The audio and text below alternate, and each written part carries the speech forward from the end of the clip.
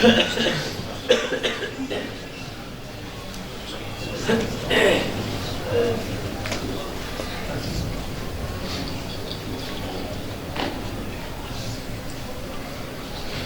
ہے خداوند عالم صدقہ محمد و آل محمد کا آپ تمام حضرات کا یہاں آنا، بانیان مجلس کا سر ادا کو بچھانا اپنی بارگاہ میں منظور و مقبول فرمائے۔ اور جتنے حضرات یہاں پہ تشریف فرما ہیں، جتنی حاجتیں لے کر آئے ہیں، مولا کی حاجتیں پوری فرمائے۔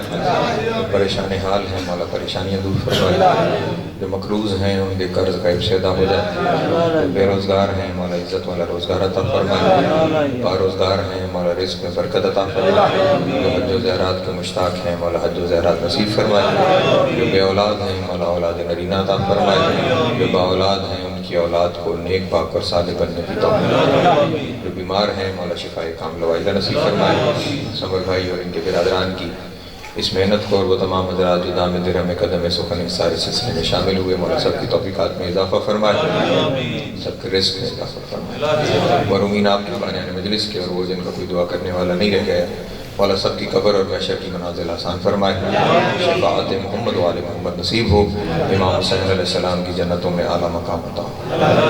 لاکھوں دعاؤں کی ایک ہی دعا، وارث زمانہ کا ظہور جلد ہو جائے، مولا کے نام رجا کروں میں شمار ہوں، امام کی قربت نصیب ہو، دوری نصیب نہ ہو، خاتمہ بالخیر ہو عقائد حقہ کے ساتھ۔ اللہم کن لولیک الحجۃ بن حسن صلواتک علیہ وعلی آبائہ فی ہذہ الساعۃ وفی کل ساعۃ من ساعات اللیل والنہار ولیم وحافظم وقائدم وناصرم ودلیلم وعینا حتی تسکنہ ورزقتہ وتمتعہ فیہ طویلا۔ اللہم صلی علی محمد وعلی محمد وعجل فرجہم وسہل مخرجہم واہلک عدوہم من الجن والانس من الاولین والآخرین۔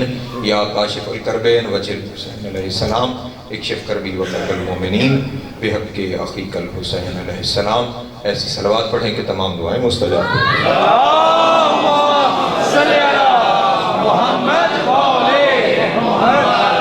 اعوذ باللہ من الشیطان اللعین الرجیم، بسم اللہ الرحمن الرحیم۔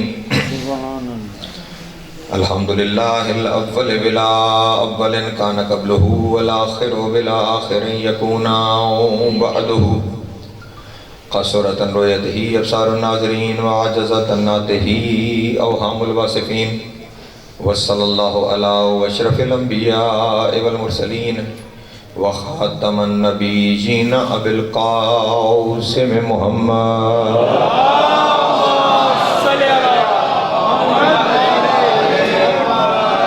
وآلہ الطیبین الطاہرین المعصومین الشرفاء الذین اذھب اللہ عنہم الرجس وطہرہم تطہیرا۔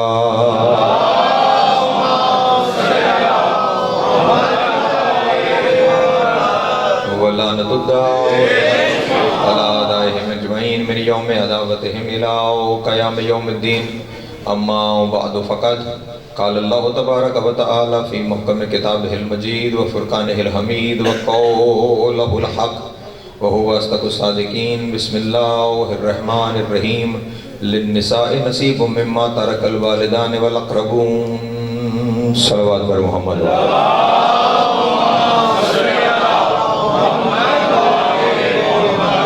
ایک دفعہ پھر بھی مل کے بآواز بلند صلوات علیہ وسلم۔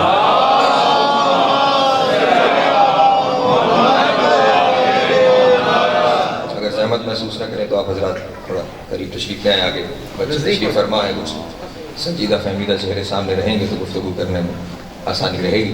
صلوات پڑھیں بآواز بلند علیہ وسلم۔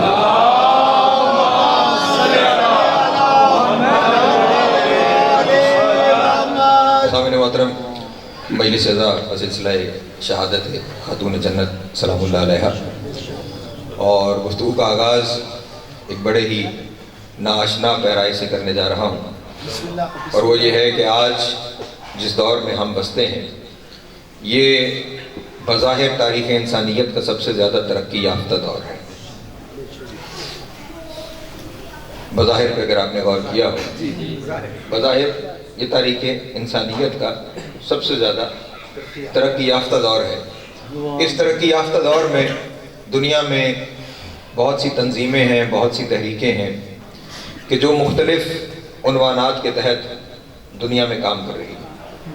ان کے عنوان اپنے اپنے ہیں، ان کی منزلیں اپنی اپنی ہیں، ان کے مقاصد اپنے اپنے ہیں، لیکن ہر تحریک کے منشور میں چاہے اس تحریک کا عنوان کچھ بھی ہو، وہ تحریک حریت کی تحریک ہو، وہ تحریک نفاذ شریعت کی تحریک ہو، وہ تحریک رد نفاذ شریعت کی تحریک ہو، وہ تحریک حقوق انسانیت کی تحریک ہو، کوئی بھی تحریک ہو، جس کا بھی منشور آپ اٹھا کے دیکھیں گے، اپنے مقاصد کے ساتھ ساتھ ان تمام کے تمام تحریکوں کے منشور میں ایک شق آپ کو مشترک نظر آئے گی، جو کسی بھی عنوان کی تحریک ہو لیکن وہ شق اس کے منشور میں موجود ہوگی، اور وہ شق ہے حقوق نسواں۔ توجہ فرمائیں گے، عورت کے حقوق۔ یہ ہر تحریک میں آپ کو یہ کلاز ہر منشور میں نظر آئے گا، ہر چارٹر میں نظر آئے گا کہ ہم جہاں باقی کام کریں گے وہاں عورتوں کو ان کے حقوق دلائیں گے۔ ہم حقوق نسواں پہ بات کریں گے۔ وہ حریت کی تحریک ہے تو وہ کہے گی ہم آزادی اس لیے حاصل کر رہے ہیں کہ ہم عورت کو آزادی دلا سکیں۔ حقوق انسانیت کی تحریک ہوگی تو باقی کسی اور کی حقوق کی بات ہو نہ ہو، عورت کے حقوق کی بات ضرور ہوگی۔ نفاذ شریعت کی بات ہوگی تو وہ بھی یہی بات کریں گے کہ ہم شریعت کا نفاذ اس لیے چاہتے ہیں کہ عورت کو جو ان کے حقوق غصب کر لیے جاتے ہیں وہ حقوق ان کو مل جائے۔ اور وہ تحریک کے جو رد نفاذ شریعت کی بات کرے گی، یعنی جو چاہیں گے کہ شریعت نہ نافذ ہو، وہ بھی یہ کہیں گے کہ ہم شریعت اس لیے نہیں نافذ ہونا دینا چاہتے کہ شریعت میں عورت کو محدود کر دیا جاتا ہے، اسے گھر میں پابند کر دیا جاتا ہے، اسے پردے کا پابند کر دیا جاتا ہے، اس لیے ہم نہیں چاہتے کہ شریعت نافذ ہو۔ یعنی جہاں بھی جس تحریک میں بھی جائیں آپ کو گھوم پھر کے عورت کے حقوق کی بات ہوتی ہوئی نظر آئے گی۔ اور پھر اس ترقی یافتہ دور کا تو معاملہ یہاں تک پہنچا ہے کہ اگر کسی معاشرے میں کوئی عورت کسی منصب اور مقام پر پہنچ جائے تو وہ معاشرہ اس بات پہ فخر کرتا ہے کہ ہم ترقی یافتہ معاشرہ ہے کہ ہمارے یہاں عورت منصب و مقام پہ آ گئی ہے۔ اس مشکل منزل میں میرے ساتھ ہے۔ جس معاشرے میں بھی عورت کسی مقام پہ پہنچ جائے آج کے دور میں وہ معاشرہ اس بات پہ فخر کرتا ہے کہ ہم تہذیب یافتہ معاشرہ ہیں۔ یعنی تہذیب و ترقی کی علامت آج کے دور میں یہ بن چکی ہے کہ ہمارے یہاں عورت کو مقام حاصل ہے، مرتبہ حاصل ہے۔ مثلا آپ اگر اسی اپنے ملک پاکستان کو دیکھ لیجئے تو ہم کسی اور چیز پہ اقوام متحدہ پہ ہمیں کبھی فخر کرنے کا موقع ملا ہو یا نہ ملا ہو، لیکن جب محترمہ بے نظیر بھٹو صاحبہ پاکستان کی وزیر اعظم بنی تھی تو یونائیٹڈ نیشنز میں اقوام متحدہ میں اس بات پر فخر کیا گیا تھا کہ ہم وہ ترقی یافتہ قوم ہے کہ ہمارے یہاں دنیا کی پہلی خاتون وزیر اعظم ہوئی ہے۔ ایسا ہے یا نہیں ہے؟ سری لنکا میں صدر بن گئی ہے خاتون، انہوں نے فخر کیا کہ ہمارے یہاں خاتون صدر ہو گئی۔ جرمنی میں خاتون چانسلر بن گئی تو انہوں نے فخر کیا ہمارے یہاں چانسلر ہو گئی۔ یورپ میں انگلینڈ میں خاتون وزارت کے منصب تک، وزیر اعظم کے منصب تک پہنچی تو انہوں نے فخر کیا۔ یعنی آج کے دور میں عورت کو مقام و مرتبہ دے کر مرد فخر محسوس کر رہا ہے۔ کیا کہنے توجہ جائیں گے، یقیناً تبدیل کے مشکل مرحلے ہیں، لیکن جب نتیجوں میں پہنچوں گا تو انشاءاللہ آپ میرے ساتھ شامل ہو جائیں گے۔ آج کے اس دور میں عورت اگر کسی مقام پہ پہنچتی ہے، کسی منصب پہ پہنچتی ہے تو تمام معاشرہ اس بات پہ فخر کرتا ہے کہ ہمارے یہاں عورت کو عزت دی جا رہی ہے، احترام دیا جا رہا ہے، مرتبہ دیا جا رہا ہے۔ لیکن اسی انسان، ہم وہی ہیں نا کہ جو ماضی کے لوگوں کی اولاد ہے، وہ ماضی کے جو لوگ تھے وہ ہماری ہی تاریخ تھی۔ ذرا کبھی تاریخ میں جا کے دیکھیے گا کہ تاریخ میں عورت کا مقام کیا تھا۔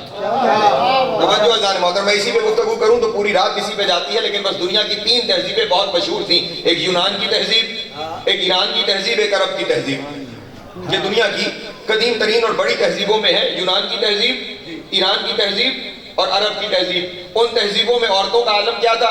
یونان کا معاملہ یہ تھا کہ ہر سال ایک میلہ کیا جاتا تھا اور اس میلے کا سب سے اہم ترین ایونٹ یہ ہوتا تھا کہ ایک عورت کو لوگوں کے درمیان پھینک دیا جاتا تھا اور لوگوں سے کہا جاتا تھا اسے پتھر مارو۔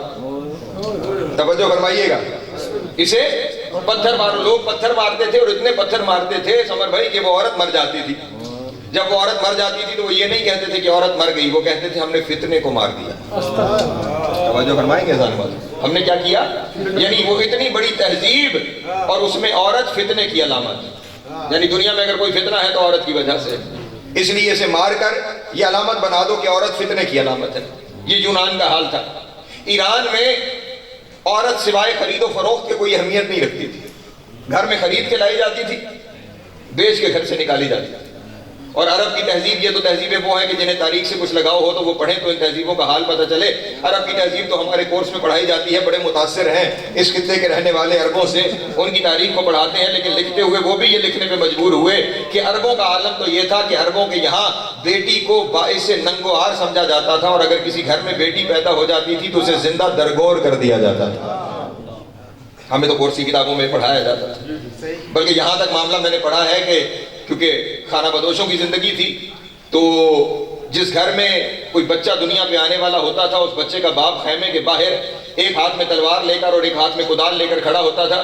اگر اندر سے خبر آ جائے کہ بیٹا ہے تو کدال پھینکتا تھا، تلوار سے خوشی کا رقص کرتا تھا، اور اگر خبر آ جائے کہ پیدا ہونے والی بیٹی ہے تو پھر تلوار پھینک دیتا تھا، کدال سے قبر کھود کر بیٹی کو زندہ درگور کر دیا جاتا۔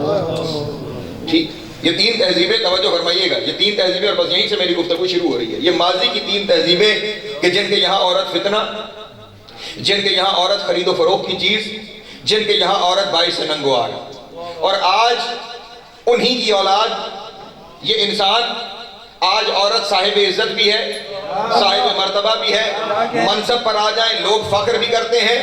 ماضی میں اسی عورت کو باعث ننگوار، اسی عورت کو فتنہ، اسی عورت کو خرید و فروخت کی چیز، آج وہی عورت منصب پر، آج وہی عورت مقام پر، کل ذلت کے گڑھوں میں آج برز شرف کا نگیں بن گئی ہے۔ کبھی آپ نے سوچا یہ ماضی اور حال کے درمیان موڑ کون سا آیا جس نے عورت کو عزت دار بنایا ہے؟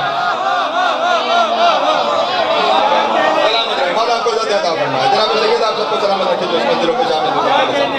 کبھی غور کیا ہم نے، کبھی انسانوں نے غور کیا کہ یہ ماضی اور حال کے درمیان وہ موڑ کون سا آیا جس نے عورت کو عزت دار بنا دیا، جس نے عورت کو صاحب مقام و مرتبہ بنا دیا، جس نے عورت کو صاحب شرف بنا دیا، جس نے ذلت کے گڑھوں سے اٹھا کر برج شرف کا موتی بنا دیا۔ وہ موڑ تو تلاش کرو کہ وہ کون ہے جس نے عورت کو عزت دی ہے، وہ کون ہے جس نے پستیوں کی گری ہوئی عورت کو بلندیوں تک پہنچایا ہے۔ اور اگر لاہور کے میرے دوست میرے ساتھ شامل ہیں تو میں آج اپنے دوستوں کو وہ موڑ سنانا نہیں، دکھانا چاہتا ہوں۔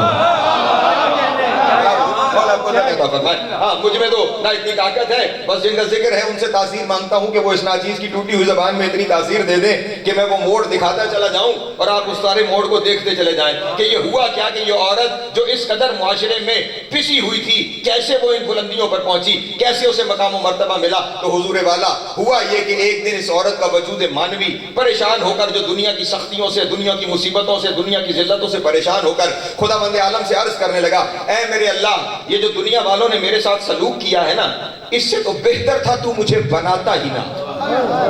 جو خدا سے یہ وجود مستور کیا کہہ رہا تھا کہ جو کچھ میرے ساتھ ہوا ہے، مجھے باعث ننگوار بنایا گیا، مجھے ذلت کی وجہ بنایا گیا، مجھے خرید و فروخت کی چیز بنایا گیا، تو اس سے بہتر تو یہ تھا کہ میرے اللہ تو مجھے بناتا ہی نہ۔ آواز قدرت آئی، وجود مستور میں جانتا ہوں دنیا نے تیرے ساتھ بڑا برا سلوک کیا، دنیا نے تجھے وہ مقام و مرتبہ نہیں دیا، تجھے وہ عزت نہیں عطا کی جو تجھے ملنی چاہیے تھی، لیکن سن، تیری ساری مشکلوں کا حل ایک جگہ پر ہے، اور وہ جگہ وہ ہے کہ میں نے یہ بندوبست کر رکھا ہے، سرزمین حجاز پہ چلی جا، وہاں رسالت کا آفتاب رحمت کا تاج پہن کے طلوع ہو چکا ہے۔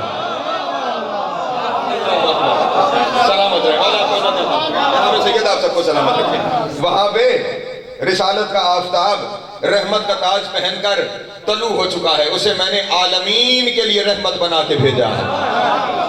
کائنات کی ساری مشکلوں کا حل میں نے اس کے دروازے پہ رکھا ہے، جو وہاں پہ چلا جائے اس کی مشکلیں، ہاں جو رسول کے بارے میں خدا مند عالم نے ارشاد فرمایا نا، وَمَا أَرْسَلْنَاكَ إِلَّا رَحْمَةً لِلْعَالَمِينَ۔ علامہ فخر الدین رازی نے تفسیر کبیر کے اندر اس چیز کو لکھا ہے، رحمت کا مطلب ہے مشکلوں کا حل۔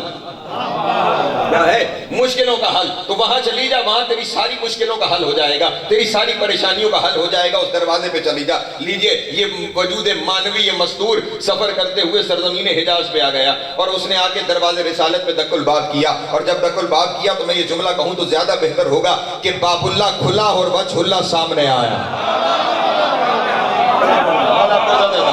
جناب سید آپ کو سلام کرتے ہیں۔ باب اللہ کھلا اور وجہ اللہ سامنے آیا، چہرے کو دیکھ کے کہنے لگی، لگتا تو یہ ہے کہ میں صحیح دروازے پہ آ گئی ہوں، جہاں مجھے کہا گیا تھا لگ تو یہی رہا ہے کہ میں صحیح دروازے پہ آ گئی ہوں۔ آپ کا چہرہ بتا رہا ہے کہ آپ ہی وہ ہستی ہیں کہ جس کی جانب مجھے بھیجا گیا ہے۔ رسول نے ارشاد فرمایا، بے شک تو ٹھیک دروازے پر آئی ہے، اگر تجھے خدا نے بھیجا ہے نا تو خدا اس دروازے کے علاوہ کہیں نہیں بھیجتا۔ کیا کہنے،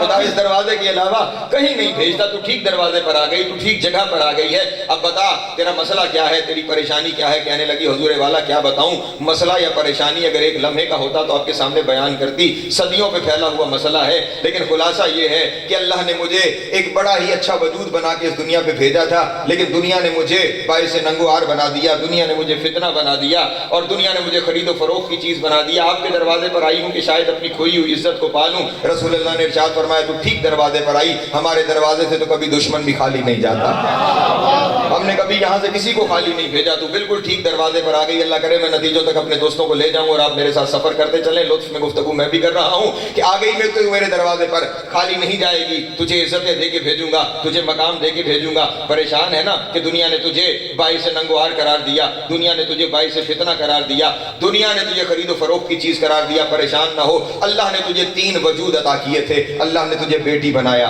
फिर अल्लाह ने तुझे किसी की ज़ौजा बनाया, फिर कमाल हो गया कि अल्लाह ने तुझे माँ बना दिया। अल्लाह अकबर, अल्लाह अकबर। तवज्जो फरमाएंगे मेरे मोहतरम दोस्त, अल्लाह ने ये तुझे तीन वजूद अता किए। अल्लाह ने तुझे बेटी बनाया, अल्लाह ने तुझे किसी की ज़ौजा बनाया, फिर अल्लाह ने तुझे माँ होने का शर्फ अता किया।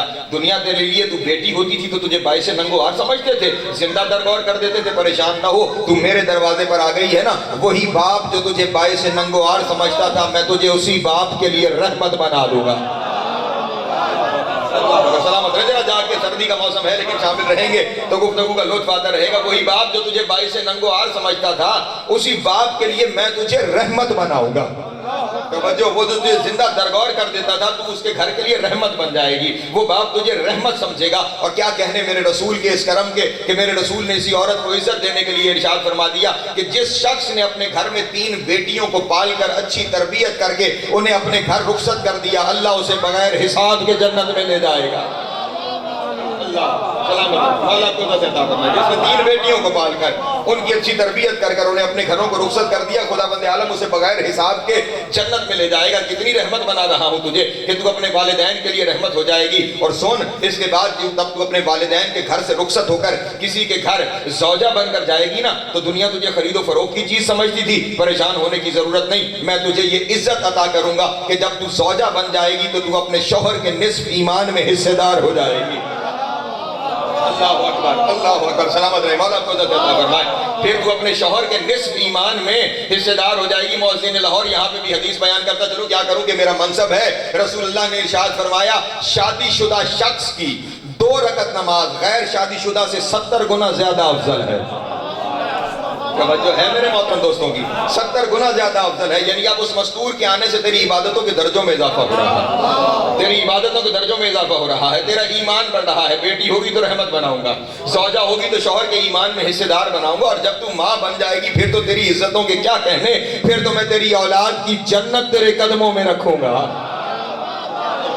अल्लाह अकबर, सलामत रहे। फिर तो मैं तेरी औलाद की जन्नत तेरे कदमों में रखूंगा। कभी सोचा है मेरे मोहतरम दोस्तों ने, वो जिसे अल्लाह ने बुलंदियों पे बनाया था, साथ सफर करेंगे मेरे, जिसे अल्लाह ने अर्श की बुलंदियों पे बनाया था, उसे माँ के जिस्म के सबसे पस्त तरीन हिस्से में माँ के कदमों के नीचे रख दिया गया। जब माँ बन जाएगी तो औलाद की जन्नत तेरे कदमों में रखूंगा। बड़ा खुश हुआ वजूद मस्तूर, क्या कहने आपके, मैं तो थोड़ी सी इज्जत लेने आई थी, आपने मुझे रहमत ही बना डाला, आपने मुझे ईमान में हिस्सेदार ही बना डाला, आपने मेरी औलाद की जन्नत मेरे कदमों में रख दी। क्या करम फरमाया आपने, क्या करीम हस्ती है आप, क्या अजीम हस्ती है आप, इतना करम फरमा दिया। हाँ हाँ, ये सारी इज्जतें तुझे मिलेंगी, लेकिन मेरी एक शर्त है।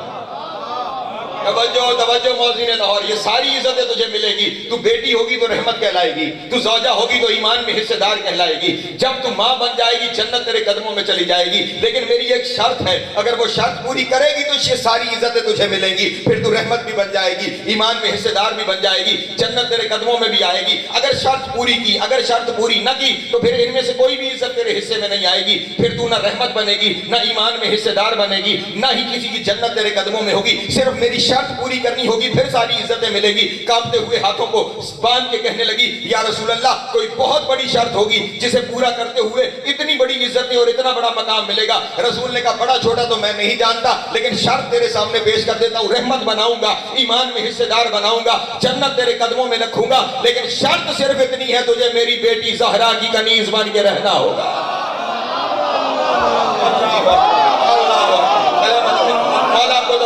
जो पीछे बैठे हुए मेरे अहबाब, مولا آپ سب کو سلامت رکھے۔ یہ ساری عزتیں تیرا مقدر بنے، یہ سارے مقام تجھے ملیں گے، یہ سارے رتبے تجھے ملیں گے، لیکن میری شرط ہے تجھے میری بیٹی زہرا کی کنیز بن کے رہنا پڑے گا۔ مؤذن لاہور جملہ ہدیہ کرنے جا رہا ہوں، میرے پاس اس سے بہتر جملہ کوئی نہیں ہے۔ رحمت بھی بنا دوں گا، ایمان میں حصے دار بھی بنا دوں گا، جنت بھی تیرے قدموں میں رکھ دوں گا۔ میری بیٹی زہرا کی کنیز بن کے رہنا پڑے گا، اور اگر تو میری بیٹی زہرا کی کنیز ہے نا، پھر تو اگر کسی مزدور کی جھونپڑی میں بھی ہے،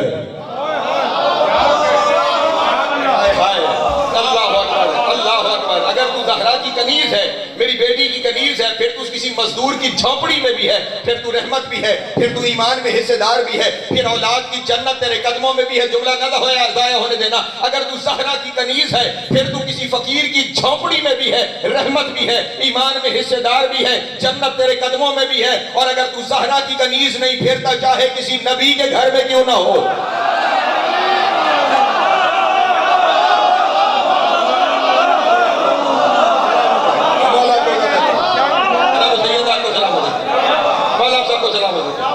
پھر چاہے تو کسی نبی کے گھر میں کیوں نہ آ جائے، پھر تو باپ کے لیے رحمت نہیں زحمت بن جائے گی۔ پھر تو شوہر کے ایمان کی حصے دار نہیں، پھر تو اس کے ایمان کو خراب کرنے والی بنے گی۔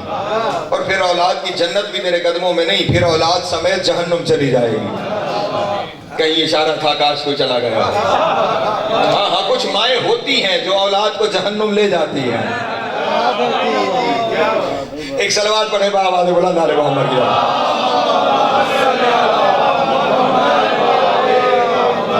اگر کنیز زہرا ہے، پھر یہ ساری عزتیں ہیں، پھر یہ سارا مقام ہے، پھر یہ سارا مرتبہ ہے۔ لیکن مؤذن لاہور یہاں پہ یقیناً آپ اس سوال کا حق رکھتے ہیں کہ یہ کیوں باقر نقوی نے ممبر پہ بیٹھ کے کہا کہ جناب سیدہ کی کنیزی میں رحمت بھی ہے، ایمان میں حصے داری بھی ہے، جنت بھی قدموں میں ہے۔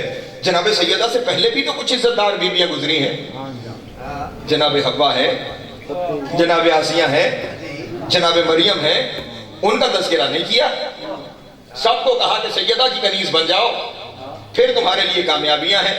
تو جناب والا پہلا آسان جواب تو یہ ہے، یہ جتنی پہلے گزری ہیں نا، یہ بھی ساری بطول کی کنیزیں ہیں۔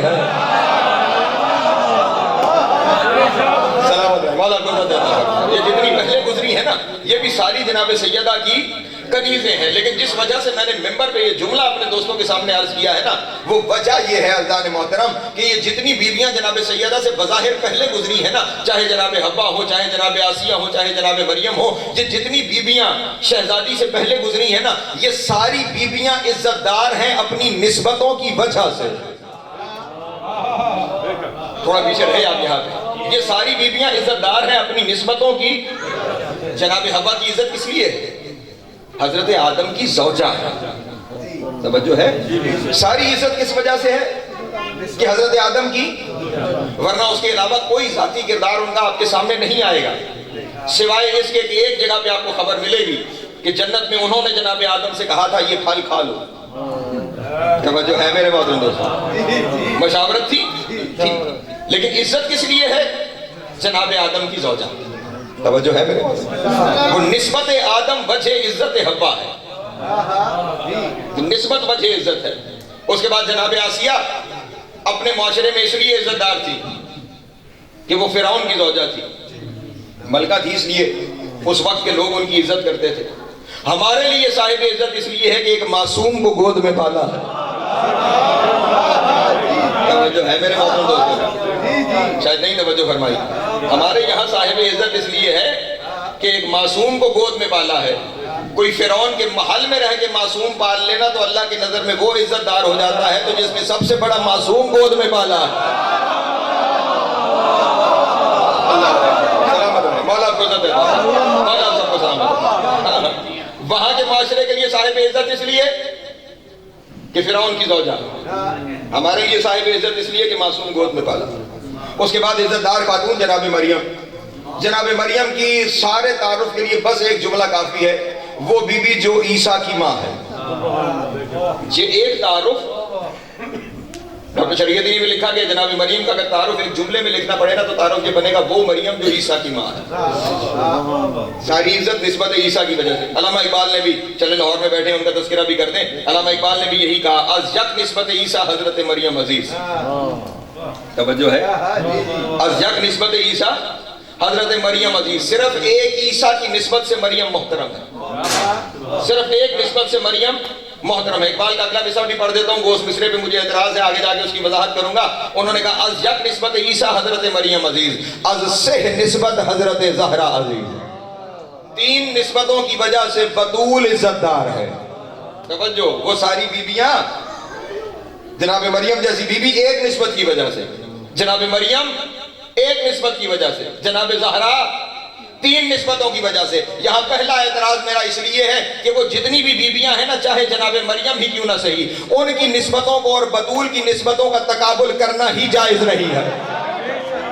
ہائے ہائے ہائے ہائے, توجہ توجہ توجہ اذان محترم, ان ساری بیویوں کا اور بطول کی نسبتوں کا تقابل کرنا ہی جائز نہیں ہے, انصاف نہیں ہے, عدل نہیں ہے, بلکہ میں یہ کہوں گا کہ بطول کی نسبتوں کو ان نسبتوں کے ساتھ تقابل کرنا ظلم ہے. کیوں میں کہہ رہا ہوں, چلیں دو سن لے باتیں تو میں نتیجوں کی جانب آگے چلوں. جناب حوا کی نسبت جناب آدم, کہ جناب حوا اس لیے عزت دار کو ان کا آدم جیسا شوہر, بطول کی اس نسبت کے ساتھ مقابلہ کر سکتے ہیں. وہ آدم کی زوجہ, یہ علی کی زوجہ, جملہ بدل کے کہوں وہ بننے والے کی زوجہ, یہ بنانے والے کی زوجہ.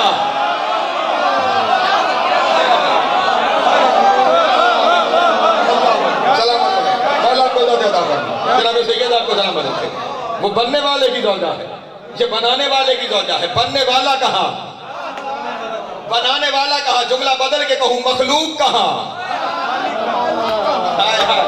خالق کہاں, بنانے والا کہاں. ہاں یہ تو قرآن نے مکثر کے گلے میں پھندا ڈالا ہے کہ جب یہ کہہ دیا کہ اللہ نے آدم کو اپنے دونوں ہاتھوں سے بنایا ہے, مرضی دنیا والوں کی اپنی ہے, ہاتھوں والا اللہ بنا لے یا اللہ کے ہاتھ لے آئے.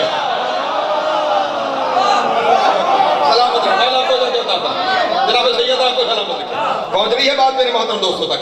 بنانے والا کہاں, بننے والا کہاں, تقابل کیا ہی نہیں جا سکتا. اور پھر میں نے کہا شامل ہو گئے نا, اب میرے ساتھ اگلے جملے آسان ہو جائیں گے. جناب آسیہ کی عزت اپنے معاشرے میں, اپنا جو ان کا معاشرہ تھا وہاں اس لیے تھی کہ وہ فرعون کی زوجہ تھی, کیونکہ فرعون بادشاہ تھا, حاکم تھا, وہ اس کی زوجہ تھی, اس لیے وہ قابل. یہ روک دیں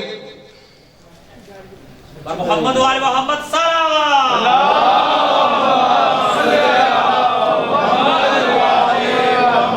میرے یہاں رٹی رٹائی ہوئی چیزیں نہیں, ایک مسلسل فلو چل رہا ہوتا ہے. اگر وہ آج چلتا رہے تو پھر نتیجے پہنچتے رہتے ہیں, ورنہ ذہن کسی اور جانب چلا جاتا ہے. کیا عرض کر رہا تھا اپنے دوستوں کے سامنے, جناب آسیہ اپنے معاشرے میں اس لیے کہ فرعون کی زوجہ ہے, جو وقت کا بادشاہ تھا اس کی زوجہ ہے. لیکن کہاں تقابل بطول کی نسبت کے ساتھ ممکن ہے.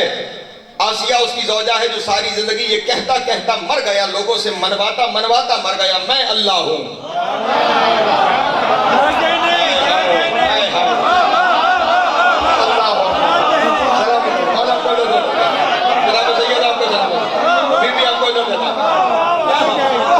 آسیہ کا شوہر ساری زندگی یہ کہتے کہتے مر گیا, میں اللہ ہوں, میں اللہ ہوں, میں اللہ ہوں, میں اللہ ہوں. دنیا ماننے کو نہیں آئی. بطول کا شوہر ساری زندگی کہتا رہا, میں اللہ نہیں, میں اللہ نہیں, میں اللہ نہیں.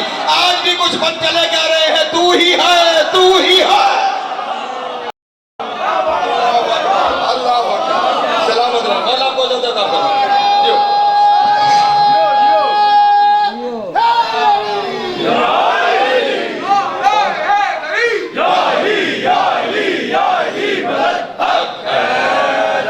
توجہ ہے میرے محترم دوستوں میں, وہ منواتے منواتے مر گیا, کسی نے نہیں مانا. یہ انکار کرتے کرتے دنیا سے چلا گیا. دنیا آج تک پھر وہی دعوے کر رہی ہے, آج تک بھی دنیا میں دعوے دار موجود ہے. تو کہاں اس کی نسبت کا اور اس کی نسبت کا تقابل موجود ہے. اور پھر میں اگلا جملہ اپنے دوستوں کے سامنے کہہ دوں, مریم کی عزت اس لیے ہے, توجہ ہے میرے محترم دوستوں کی, جناب مریم کی عزت اس لیے ہے کہ انہوں نے عیسیٰ کو گود میں پالا ہے. لیکن میرے عزیز دوستو, عیسیٰ کا پالنا کہاں, شبیر کا پالنا کہاں. عیسیٰ کا پالنا کہاں, شبیر کا پالنا کہاں. جسے مریم نے پالا اس کا کیا تقابل اس سے جسے بطول نے پالا ہے. ہاں ہاں، اور بطول کا براہ راست بیٹا شبیر تو اپنی جگہ پہ رہ گیا، بطول کا 11واں بیٹا جب آئے گا نا، میرا آقا مولا میرے دور کا امام جب آئے گا، کعبے کی دیوار کے سائے میں مصلی لگے گا، اس مصلی پہ بطول کا 11واں بیٹا کھڑا ہوگا، اور پیچھے جب مریم کا بیٹا آئے گا، اللہ جانے دنیا کے کون کون سے مسئلے حل کرنے کے لیے بطول کا بیٹا مریم کے بیٹے کو کہے گا تقدم یبن مریم، ہائے ہائے اللہ اکبر، تقدم یبن مریم، مریم کے بیٹے آگے بڑھ۔ میں کہوں گا میرے مولا میرے آقا، یہ نسبت ماں کی نسبت سے کیوں بلا رہے ہیں؟ عہدے سے بلائیے۔ اے اللہ کے رسول آگے بڑھو، رسول تھے یا نہیں؟ اے اللہ کے نبی آگے بڑھو، اے روح اللہ آگے بڑھو، توجہ ہے؟ کسی فضیلت سے بلا دیتے، اے مردوں کو زندہ کرنے والے آگے بڑھو، اے اندھوں کو آنکھیں دینے والے آگے بڑھو، کسی نسبت کسی معجزے سے نہیں بلایا، کسی عہدے سے نہیں بلایا، یہ ماں کے نام سے بلا رہے ہیں کہ مریم کے بیٹے آگے بڑھو۔ امام کہیں گے رک کے ذرا مریم کے بیٹے کا جواب تو سنو، ہم نے جو کان لگا کے جواب سنا، تو جب کہا زہرا کے بیٹے نے کہ مریم کے بیٹے آگے بڑھ، ہاتھوں کو جوڑ کے کہنے لگا مریم کے بیٹے کی جرت نہیں، بطول کے بیٹے کے آگے آ جائے۔ اللہ اکبر، اللہ اکبر، سلامت رہے، مولا کو جو دیتا فرما، جناب سیدہ کو سلامت رکھے۔ مریم کے بیٹے کی جرت نہیں کہ وہ بطول کے بیٹے سے آگے آ جائے۔ خیال رہے یہ بطول کا 11واں بیٹا ہے، جس کے 11ویں بیٹے کے سامنے عیسیٰ نہ آ سکے۔ چلے ایک جملہ سامنے آ گیا، روا روی میں اشارتاً کہتا چلو، دنیا والے کبھی کبھی کہتے ہیں کہ فلاں نے علی کو نماز پڑھائی، فلاں نے علی کو، کسی کسی کے بارے میں کہیں کہتے ہوں گے نماز پڑھائی، لیکن ہمارے یہاں ہم سب کی عزت اور احترام کرتے ہیں، لیکن بس ایک بات عرض کرنے جا رہا ہوں کہ علی کو نماز پڑھائی، علی کو نماز پڑھائی۔ اب خیال رہے یہاں پہ کیا کہہ رہے ہیں، اور ادھر میرے مولا نے کہا تقدم یبن مریم، مریم کے بیٹے آگے بڑھ۔ یہ مریم کا بیٹا کہنے کی کیوں ضرورت تھی؟ یقیناً میرے مولا قرآن کی آیت کی طرف اشارہ کر رہے تھے کہ یہ اس بی بی کا بیٹا ہے جسے اللہ نے یہ فرمایا ہے ان اللہ اصطفیٰ کے وطہرہ کے واصطفیٰ کے علی النساء العالمین، اے مریم ہم نے تجھے مصطفیٰ بنایا ہے، ہم نے تجھے طاہرہ بنایا ہے، ہم نے تجھے مصطفیٰ بنایا ہے۔ اللہ نے 2 دفعہ استفائی کا لقب جناب مریم کے لیے استعمال کیا، طہارت کا لفظ بھی استعمال کیا، تو بس میرے مولا بتانا یہی چاہتے تھے جب مریم ماں کا بیٹا، پاکیزہ ماں کا بیٹا، طاہرہ ماں کا بیٹا، مصطفیٰ ماں کا بیٹا، عزت دار ماں کا بیٹا، بولیں گے نہیں آگے نہیں بڑھوں گا، مریم ماں کا بیٹا، طاہرہ ماں کا بیٹا، عزت دار ماں کا بیٹا، مصطفیٰ ماں کا بیٹا، پاکیزہ ماں کا بیٹا علی کے 11ویں بیٹے کو نماز نہیں پڑھا سکتا، تو عرب کی کسی بازاری ماں کا بیٹا علی کو نماز کہاں پڑھائے؟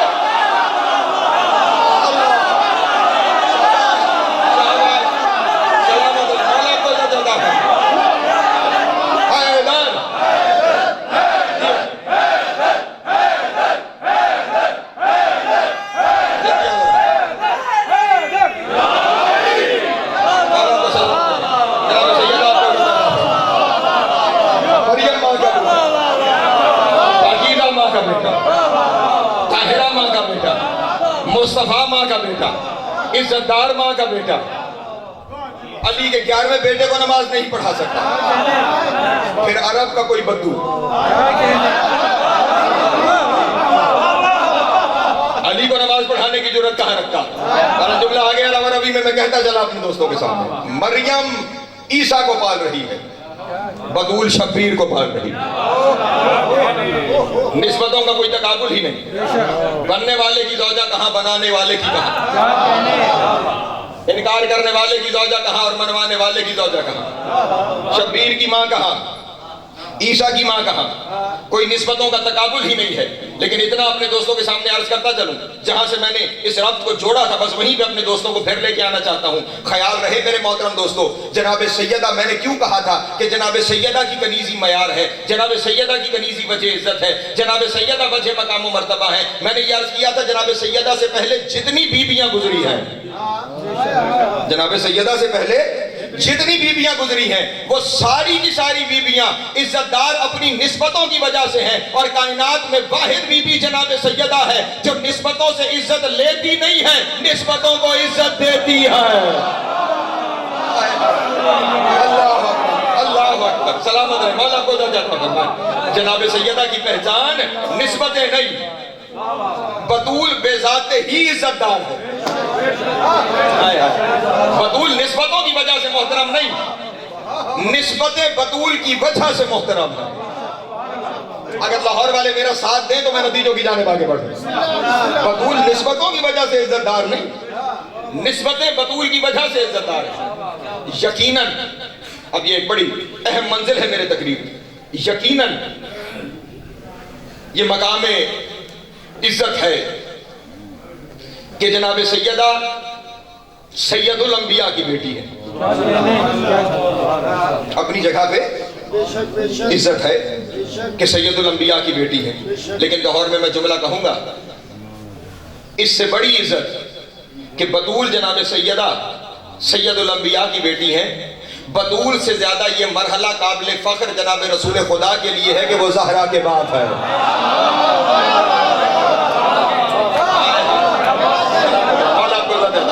جناب سیدہ آپ کو سلام. ہاں میں پوری ضمانت سے، علمی ضمانت سے جملہ اپنے دوستوں کے سامنے کہہ رہا ہوں.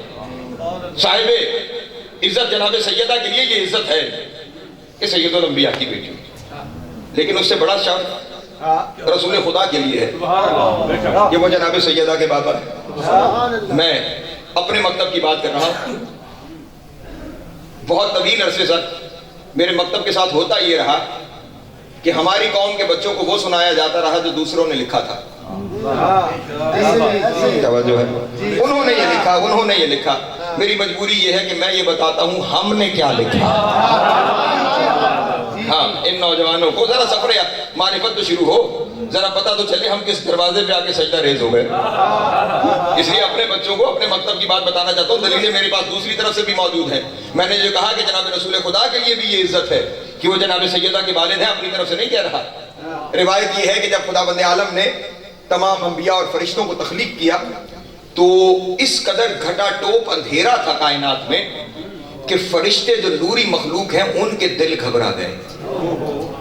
فرشتوں کے دل گھبرا گئے اور انہوں نے خداوند عالم سے کہا کہ میرے اللہ ہمیں اس اندھیرے سے نجات عطا فرما، ہمیں اس تاریکی سے نجات عطا فرما. ہمارا دل گھبرا رہا ہے، ہمارا دل ڈوب رہا ہے، ہمیں اس تاریکی سے نجات عطا فرما. لفظ کتاب کے یہی ہے، خدا نے بطول کے نور کو شق فرمایا. خدا بند عالم نے جناب سیدہ کے نور کو شق فرمایا. اشرقت الارض والسماوات، زمین و آسمان منور ہو گئے. اللہ اکبر. توجہ ہے میرے محترم دوستوں کی، زمین و آسمان منور ہو گئے. توجہ، زمین و آسمان اور اتنے منور ہوئے. توجہ فرمائیے گا، انہیں اپنے جیسا کہنے والے اپنے لباس میں ہو یا پرائے لباس میں ہو، جناب سیدہ کا پورا نور نہیں، بس نور ہلکا سا شق ہوا. زمین و آسمان منور ہو گئے اور اتنے منور ہوئے کہ وہ جو نوری مخلوق فرشتے تھے وہ سجدے میں چلے گئے. ہاں ان کی آنکھیں وہ نور برداشت نہیں کر سکتی. لفظ یہ تھے کہ آنکھیں خیرہ ہو گئیں اور وہ سجدے میں چلے گئے. اور اس کے بعد انہوں نے خدا سے پوچھا الہنا و سیدنا ما ھذا النور، اے ہمارے معبود ہیں، ہمارے سردار، یہ نور کیسا ہے؟ آواز قدرت ھذا نور من نوری، یہ نور میرے نور سے ہے. اللہ اکبر، اللہ اکبر، اللہ اکبر. ھذا نور من نوری، یہ نور میرے نور سے ہے. فرشتوں نے کہا میرے اللہ یہ تو ہمیں سمجھ آ رہی ہے کہ ایسا نور جس نے زمین و آسمان کو منور کر دیا، جس نے نوری مخلوق کی آنکھیں جو دیا دی، وہ یقیناً نور آپ کے نور سے ہے، لیکن ہے کون؟ اس وقت خداوند عالم نے ارشاد فرمایا ھذہ فاطمہ. اللہ اکبر، اللہ اکبر. صلوات پڑھیں بی بی کی ذات گرامی پر.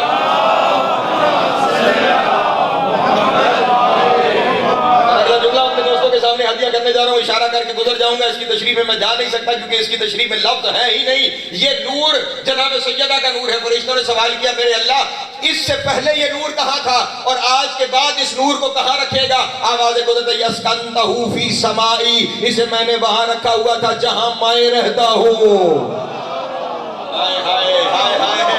اللہ اکبر، اللہ اکبر. اسے میں نے وہاں رکھا ہوا ہے جہاں میں رہتا ہوں. پھر فرشتوں نے کہا میرے اللہ آج تو اس نور کے ایک حصے کو ظاہر کر کے تو نے کائنات کو منور کر دیا، کبھی اس نور کو ظاہر بھی فرمائے گا؟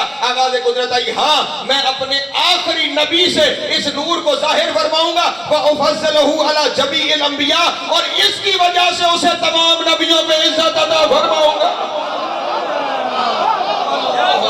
اللہ اکبر، سلامت رہے، مولا کو عزت عطا فرمائے. اس کی وجہ سے تمام نبیوں کو نہیں دلیل اپنے دوستوں کے سامنے ایک اور پیش کر دیتا ہوں. ہمارے نبی سید الانبیاء ہے نا, لیکن یہ دلیل سننے سے پہلے یہ بات ذہن میں رہے, اسلام میرٹ کا دین ہے. توجہ ہے, یہ میرٹ کا دین ہے. نااہلوں کو اس دین میں عہدے نہیں دیے جاتے. یہاں اہلیت معیار ہے, اہلیت معیار ہے. تو اب ہمارے نبی اگر سید الانبیاء ہیں تو وہ کون سی اہلیت ہے جو باقیوں میں نہیں اور یہاں ہے؟ توجہ دان محترم, کیوں سید الانبیاء ہے؟ بھائی دیکھیے نا, اگر آپ کہیں کہ ہمارے نبی نبی ہیں تو نبی تو 1.25 لاکھ اور بھی ہیں, 1,24,000 نبی ہے نا, تو اور بھی نبی ہیں. اگر آپ کہیں رسول تو رسول 312 اور بھی ہیں, کل 313 رسول ہیں, تو ہمارے نبی کے علاوہ 312 اور بھی ہیں. اگر آپ کہیں اولے العزم تو میرے نبی کے علاوہ 4 اولے العزم اور بھی ہیں. نوح بھی ہیں, ابراہیم بھی ہیں, موسیٰ بھی ہیں, عیسیٰ بھی ہیں, یہ سارے بھی اولے العزم. یعنی نبوت بھی سانجھی, رسالت بھی سانجھی, منصب اولے العزم بھی سانجھا. اگر آپ کہیں صاحب شریعت تو صاحب شریعت بھی اور ہیں. ابراہیم بھی شریعت لائے, داؤد بھی شریعت لائے, موسیٰ عیسیٰ بھی شریعت لائے. اگر آپ کہیں کہ ہمارے نبی صاحب کتاب ہیں تو جناب والا اکیلی کتاب آپ کے نبی پر تو نہیں آئی. عیسیٰ پر انجیل آئی, داؤد پر زبور آئی, جناب موسیٰ پر توریت آئی. نبوت بھی باقیوں کے ساتھ سانجھی, رسالت بھی سانجھی, اولے العزمیت بھی سانجھی, شریعت بھی سانجھی, کتابیں بھی سانجھی. پھر وہ کون سی بات ہے کہ جس کی وجہ سے ہمارے نبی سید الانبیاء ہے؟ وجہ صرف اتنی ہے, وہ جتنے گزرے ان کے گھر بطول نہیں, اس کے گھر میں بطول کو اتارا گیا.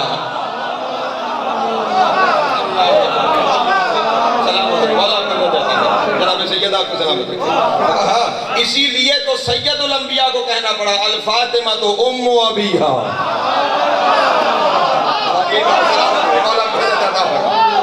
جناب سید مولا آپ سب کے سلامت.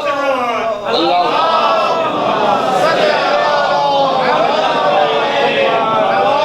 بڑی محبت سے سوال فرمائے. مولا آپ سب کو سلامت. ام ابیہا اپنے باپ کی بھی اصل ہے, اپنے باپ کی بھی جڑ ہے, اپنے باپ کی بھی ماں ہے. ٹھیک ہے نابے والا, اس لیے میں نے کہا کہ رسول کے لیے بھی عزت ہے بطول کا بابا ہونا. اور جناب والا پھر دوسری نسبت تو شوہر کی نسبت ہے نا, تو یقیناً جناب سیدہ جیسا شوہر بھی کسی کو نہیں ملا. ہاں, جس کا نام ہی علی ہے,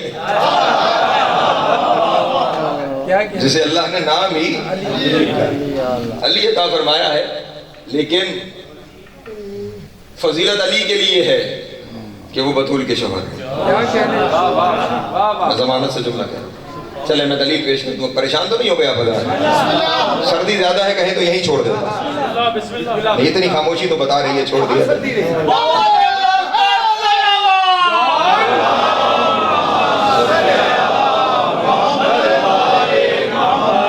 اس گھرانے کی ولایت کی گرمی, ہاں, کوئی سردی اس کے آڑے نہیں آ سکتی. علی کے لیے عزت ہے کہ وہ بطول کے شوہر ہے. دلیل میں آپ کے سامنے عرض کرتا ہوں.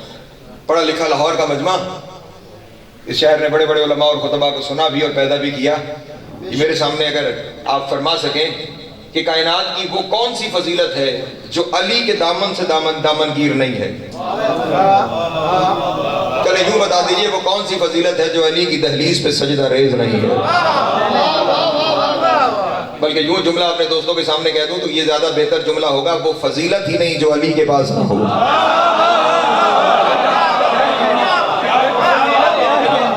فضیلت تو ہوتی ہی وہی ہے جو علی کے دامن سے وابستہ ہو, جو علی کے دروازے سے ملے. کائنات کی ساری فضیلتوں کے محور کا نام علی, بلکہ محور کا لفظ شاید مناسب نہیں, کائنات کی ہر فضیلت کے قبلے کا نام علی ہے. ہر فضیلت کے قبلے کا نام علی ہے. کائنات کی ہر فضیلت علی کے پاس موجود ہے. اور ایک دن کبھی کہیں سے کسی ملک سے خط آیا اور علی نے جواب میں خط میں اپنی فضیلتیں لکھنی تھیں, اور اب علی نے کاغذ بھی اٹھا لیا اور علی نے قلم بھی اٹھا لیا اور اب علی نے لکھنا شروع کرنا ہے اپنی فضیلتوں کو. آپ خود سوچئے کہ میرے اور آپ جیسا شخص اگر علی کی فضیلتوں کو لکھنے بیٹھے تو اتنے سارے دربا ہو جائیں گے, سمجھ ہی نہیں آئے گی کہ بات کو شروع کہاں سے کیا جائے. اور خود اگر علی لکھنے بیٹھے تو پھر اس کے سامنے کیا کیا فضیلتیں ہوں گی, کیا کیا مرتبے ہوں گے, شرح سے لے کے سریا تک بعد سجی ہوئی کہکشاں علی کے سامنے فضیلتوں کی کھڑی ہوئی ہوگی، اور اس علی نے اپنی فضیلتوں کو جب پہلا جملہ لکھا نا، اس سے آگے لکھنے کا علی کا جی ہی نہیں چاہا. علی نے بس اسے اتنا جملہ لکھ کے اپنی گفتگو کو تمام کر دیا: تو میرا مقابلہ کرے گا، میں بطول کا شوہر ہوں.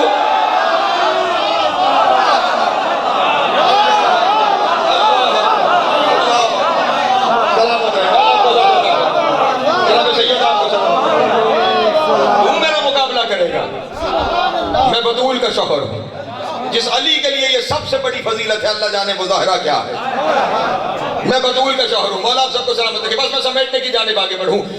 بطول کے لیے عزت ہے کہ حسنین بیٹے ہیں، لیکن حسنین کے لیے اس سے بڑا شرف ہے کہ وہ بطول کے بیٹے ہیں. حسنین کریمین کے لیے یہ عزت ہے کہ وہ جناب سیدہ کے، میں دلیل اپنے دوستوں کے سامنے عرض کرتا ہوں. ایک دفعہ سرکار امام حسن مجتبیٰ علیہ السلام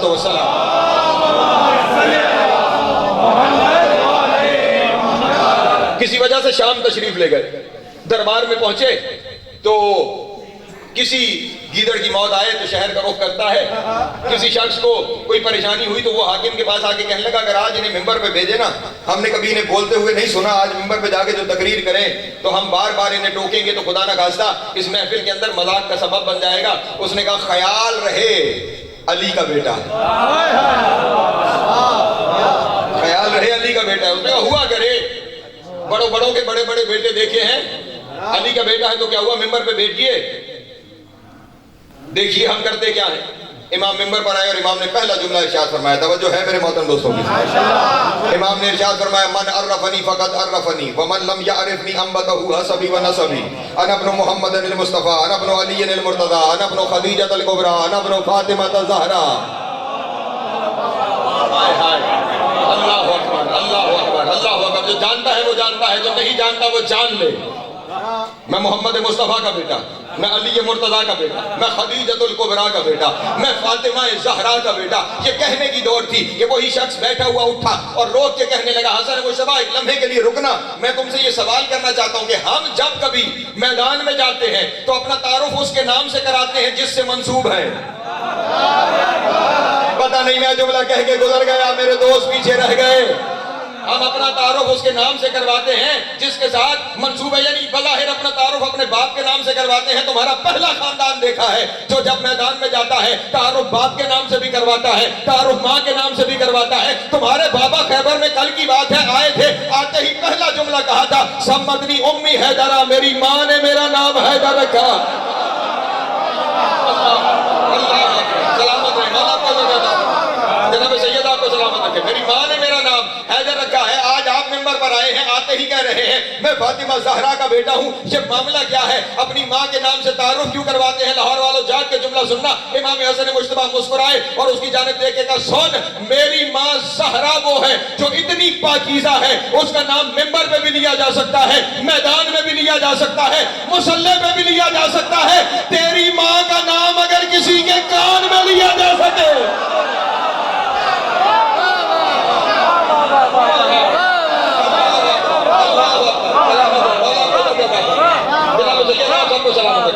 میری ماں کا نام ممبر پہ بھی لیا جا سکتا ہے، مصلی پہ بھی لیا جا سکتا ہے، میدان میں بھی لیا جا سکتا ہے. عزت دار ہی اتنی ہے. تیری ماں کا نام اللہ اکبر کسی کے کان میں لیا جا سکتا ہے تو محفل میں لے کے بتا تو پتا چلے. بس امام حسن یہ کہہ کے وہاں سے چلے گئے. جو وہاں پہ ایک شخص بیٹھا ہوا تھا اس کے دل میں یہ بات چٹکی بھر گئی کہ کبھی میں بھی تعارف اپنی ماں کے نام سے کرواؤں.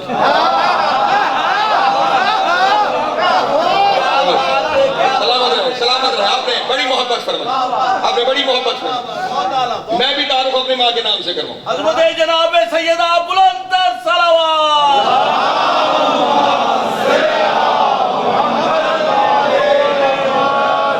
لشکر لے کر مدینے آ گئے. مسجد نبوی میں دربار سجایا، قالینیں بچھائی، لوگوں کو اکٹھا کیا، سرکار امام مجتبیٰ کو بھی بلا لیا.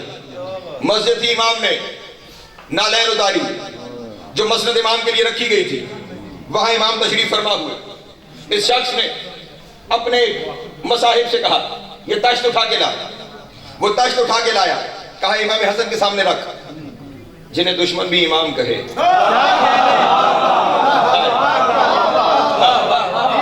اس نے رکھا اور اب کہنے لگا حضور یہ تاشت اس میں 3 لاکھ درہم ہے. توجہ, سونا چاندی ہیرا جواہرات اس کے علاوہ ہے. امام حسن نے کہا کس لیے؟ کہا آپ کے لیے.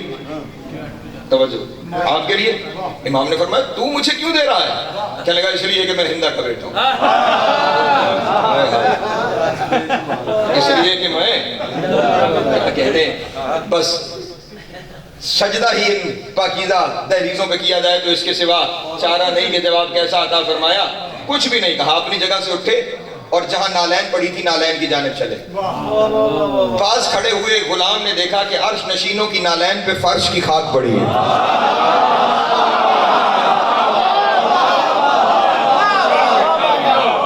اللہ اکبر. عرش نشینوں کی نالین پر فرش کی خاک پڑی ہے. اس شخص نے سوچا کہ اس خاک کو میں صاف کروں, لیکن خاک کو صاف کرنے کے لیے اب سوچ رہا ہے صاف کیسے کروں. اس نے پہلے اپنی ابا کو دیکھا, پھر کہا نہیں ابا کا یہ مقام ہی نہیں کہ اس نالین کو صاف کرے. اسے اپنے سارے جسم میں سب سے بلندی پہ اپنا امامہ نظر آیا. اللہ اکبر. اس نے اپنے امامے کا پیچ کھولا اور امامے کے پیچ سے اس نے امام کی نالین سے گرد کو جھاڑنا شروع کیا. میں اکثر دنیا کے سامنے یہ جملہ کہا کرتا ہوں, کچھ بہت محبت فرماتے ہیں, کچھ ناراض ہو جاتے ہیں. امامے کا پیچ کھول کر اس نے امام کی نالین کو صاف کرنا شروع کیا. میں اکثر یہاں پہ یہی کہا کرتا ہوں, عزت دار پگڑیاں وہی ہیں جو ان کی نالین پہ جھک جائے.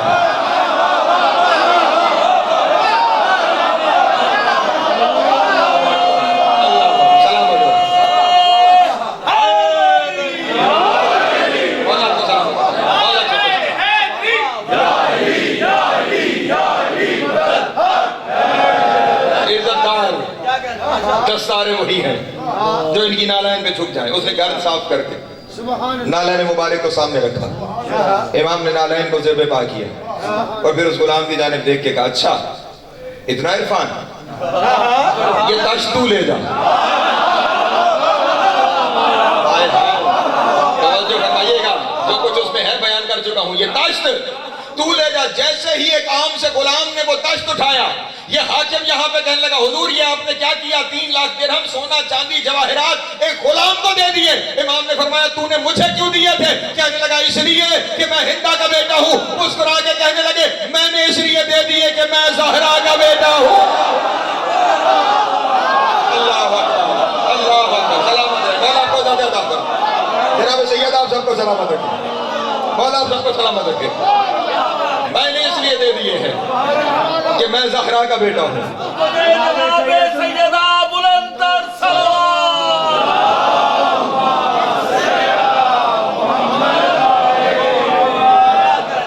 بیٹوں کے لیے فخر ہے کہ بطول کے بیٹے ہیں.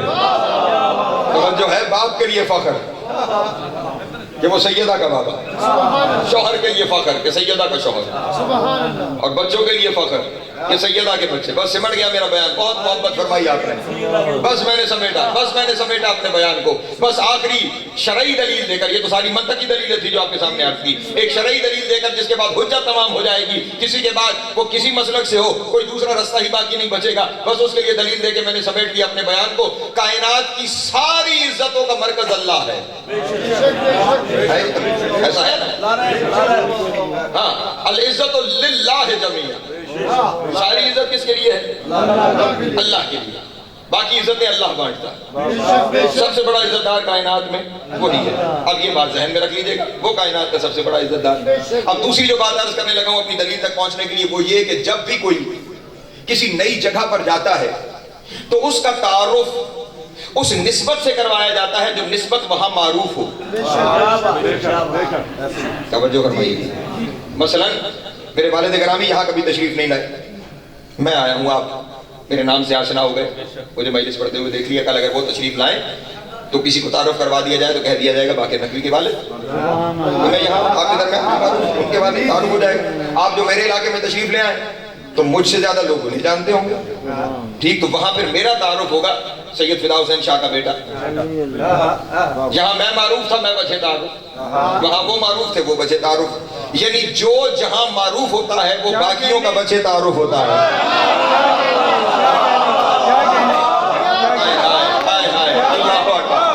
جو جہاں معروف ہوتا ہے, جہاں معروف معروف ہوتا ہے وہ باقیوں کے لیے وجہ تعارف بن جاتا ہے۔ ایک دن کائنات کے سارے عزت دار ایک چادر کے نیچے جمع ہو گئے اور پھر فرشتے کو پوچھنا پڑ گیا یا رب من تحت القصا، تو وہاں سے جواب آ رہا ہے ہم فاطمہ تو و ابوہا و بالوہا و بنوہا۔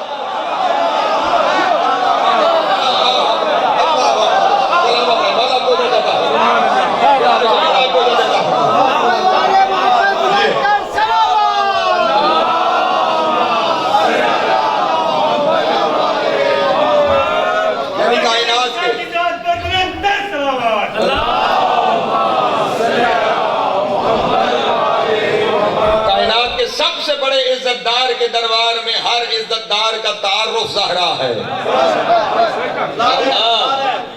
تعارف نہیں، خدا نے فرمایا میرا نبی اور اس کی بیٹی اور اس کا بھائی اور اس کے نوازے، نہیں فرمایا سلطان الاولیاء اس کی زوجہ اس کا بھائی اس کے بیٹے، نہیں فرمایا حسنین اور ان کی ماں اور ان کے بابا اور ان کے نام، نہیں، ہم فاطمہ دو، فاطمہ ہے، ان کے بابا، ان کا شوہر، ان کے بیٹے، جو ان کے لیے وجہ تعارف ہے، اور عام جگہ پر نہیں، خدا کی بارگاہ میں۔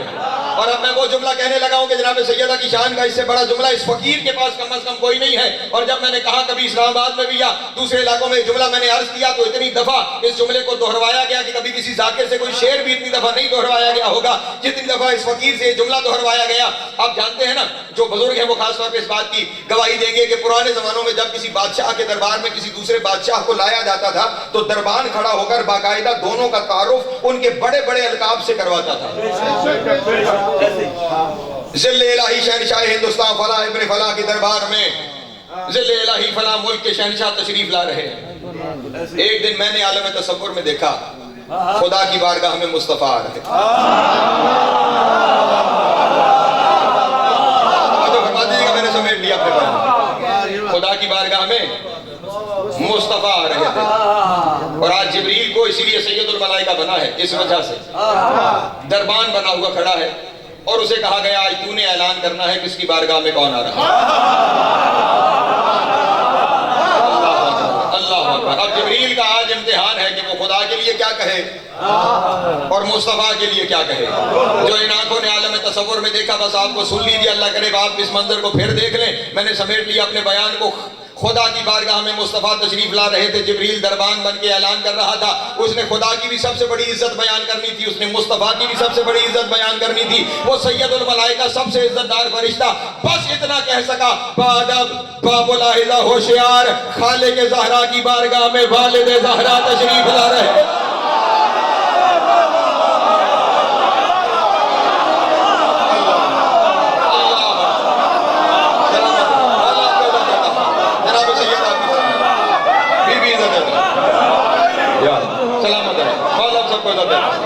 حسین کی ماں کو عزت دیتا ہے۔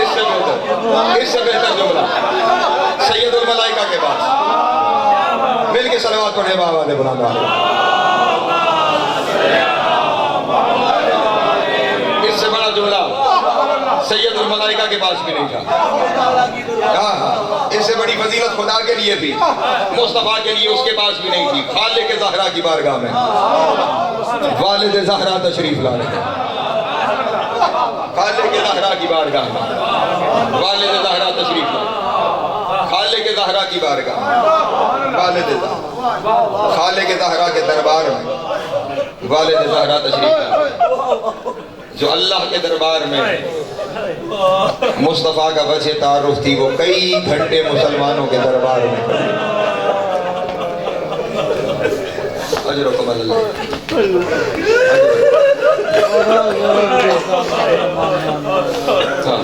ساری زندگی رونے کے لیے یہ لفظ کافی۔ جو خدا کے دربار میں مصطفیٰ کا وجہ تعارف، وہ کئی گھنٹے دربار میں کھڑی رہی اور کسی نے پوچھا بھی نہیں آنے والی کون ہے اور کیوں آئی ہے۔ لوگ پوچھتے ہیں روتے کیوں ہو؟ ہاں میں بتاتا ہوں روتے کیوں ہو رہے۔ کئی گھنٹے کھڑی رہی، ہاں وہ کہ جو اس بات کی عادی تھی کہ میں جب جاؤں گی میرا کھڑے ہو کے استقبال کیا جائے۔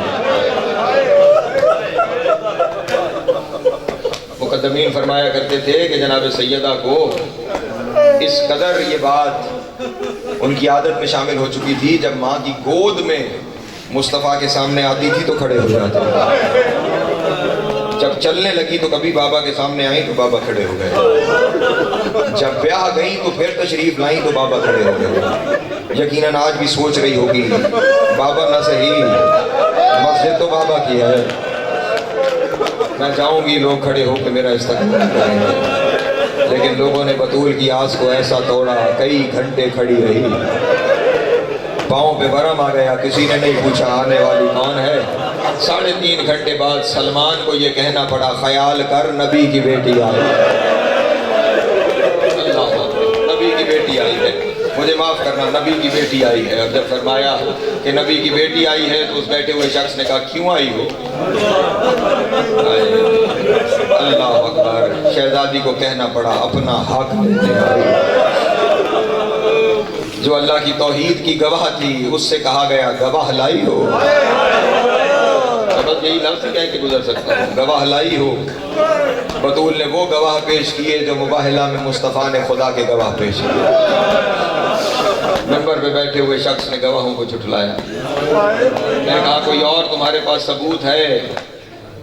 اپنی چادر تطہیر سے کانپتے ہوئے ہاتھوں سے ایک تحریر نکالی، وہ تحریر صاحب منبر کو پیش کی گئی، پاس کھڑے ہوئے ایک شخص نے اس تحریر کے بطول کے سامنے ٹکڑے، اللہ اکبر، اور اتنے ٹکڑے کیے کہ جب اس نے ہوا میں پھینکے تو دربار میں بکھر گئے۔ بس جملہ میرا یہیں پہ سن لینا، بطول نے زمین پہ بیٹھ کے ٹکڑوں کو چننا شروع کیا۔ اپنی چادر کے دامن میں مسائل کا جملہ ہے، اگر سمجھ میں آ گیا رات بھر رونے کے لیے کافی ہے، شب شہادت ہے۔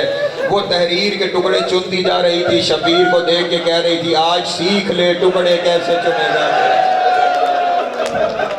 اللہ اکبر، اجرکم اللہ، اجرکم اللہ، اجرکم اللہ، شبیر آج سیکھ لے ٹکڑے کیسے چنے جاتے ہیں۔ آج مصطفیٰ کی تحریر کے ٹکڑے کیے گئے، کل مصطفیٰ کی اولاد کے ٹکڑے کیے جائیں۔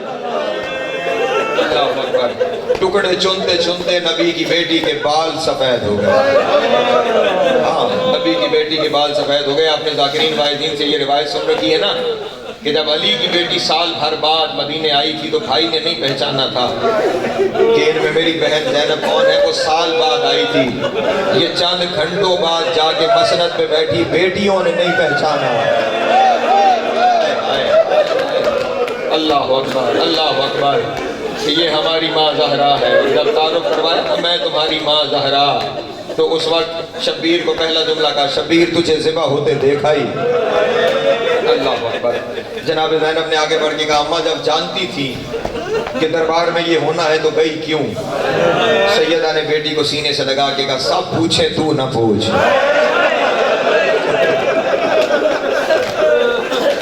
دربار میں کوئی مرضی سے نہیں جاتا زینب، ظلم دربار لے جاتے ہیں۔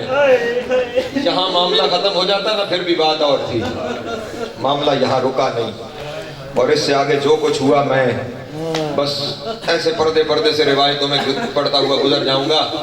پہلی روایت یوں سن لو کہ ہمارے ایک بڑے عالم گزرے ہیں آقا مرشی نجفی، وہ آج بھی قم میں حرم کے پیچھے ان کی لائبریری میں ان کی قبر مبارک بھی موجود ہے۔ وہ شخص کے جس کا زندگی میں کوئی نماز تہجد بھی قضا نہیں، ہاں وہ بیان کرتے ہیں ان کی اپنی زندگی میں کچھ ملاقاتیں ہوئی صاحب الامر کے ساتھ، اپنی زندگی میں انہوں نے بتائی نہیں لیکن لکھتے رہے۔